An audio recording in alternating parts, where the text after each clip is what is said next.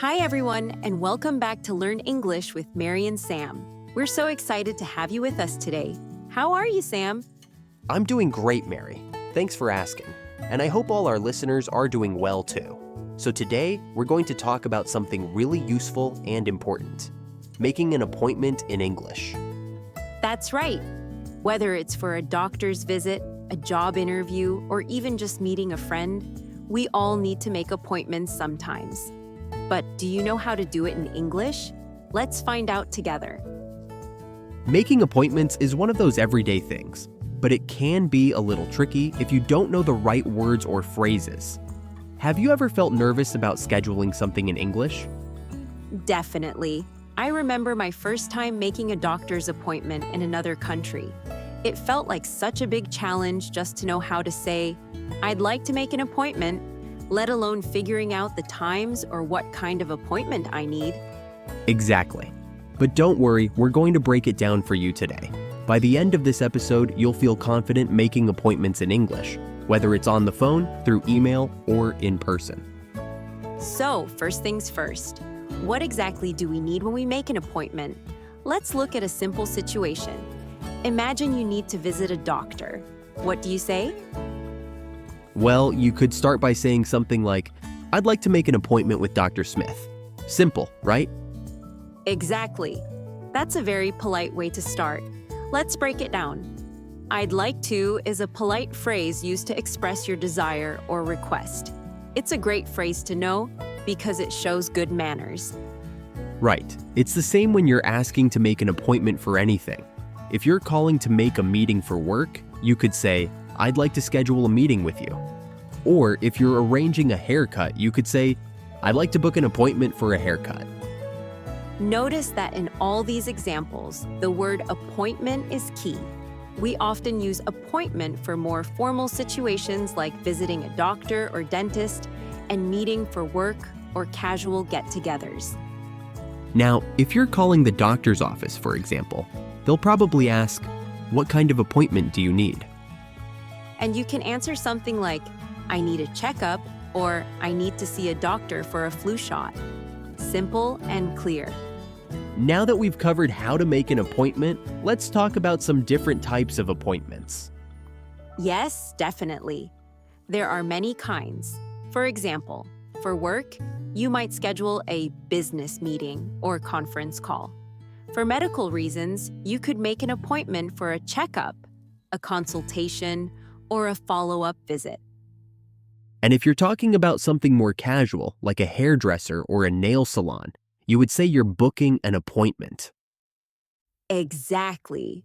Booking an appointment is often used in a more informal context, like for things that aren't related to health or business.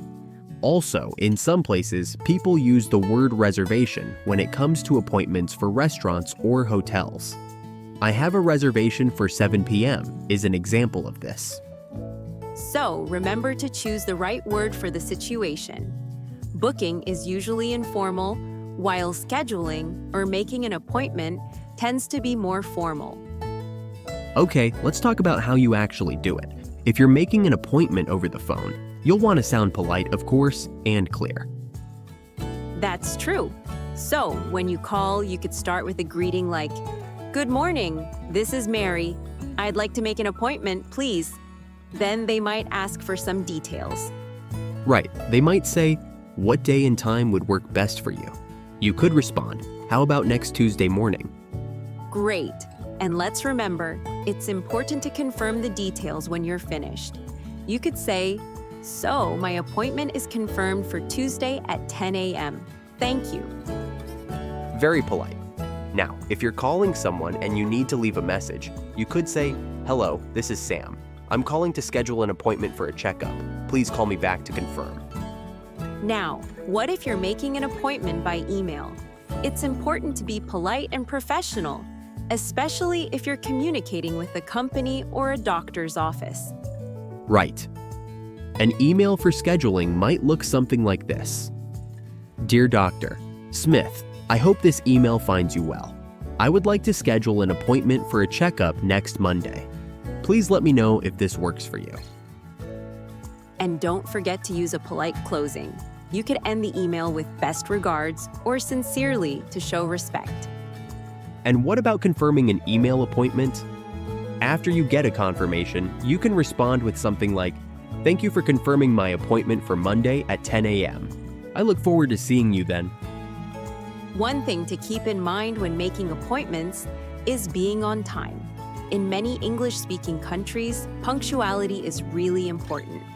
Arriving on time shows respect for the other person's time. That's right. And if you need to cancel or change an appointment, always give as much notice as possible. In business culture, this is especially important. Definitely.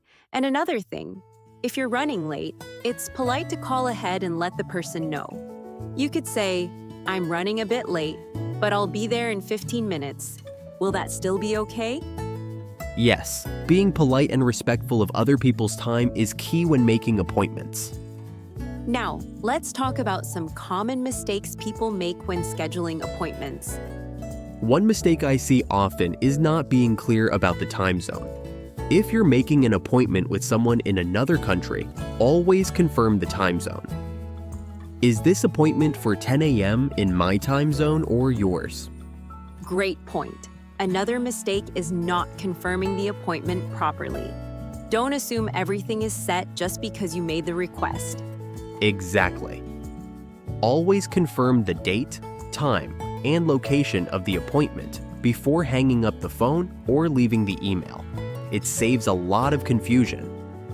When you're making appointments, you can use both formal and informal language, depending on the situation. Yes. For example, when you're calling a doctor's office, you would use formal language. "Hello, I would like to make an appointment for a checkup next Monday." But when you're making a casual appointment, like for a coffee date with a friend, you can use a more informal tone. "Hey, are you free to meet up on Saturday?" Exactly. It's important to be aware of who you're talking to and choose your words accordingly.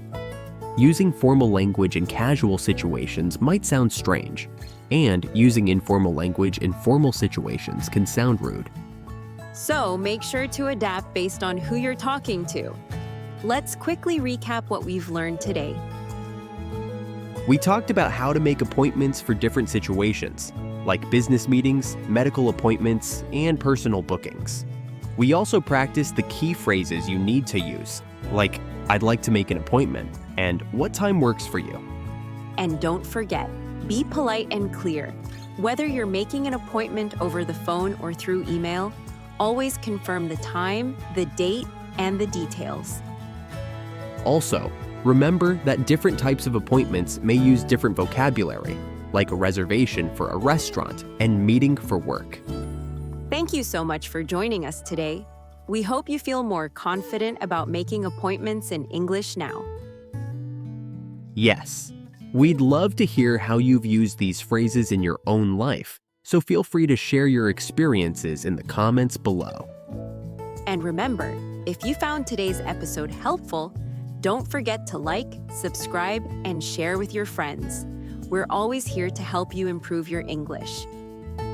We'll see you in the next episode, where we'll discuss another important topic to help you on your English learning journey. Take care.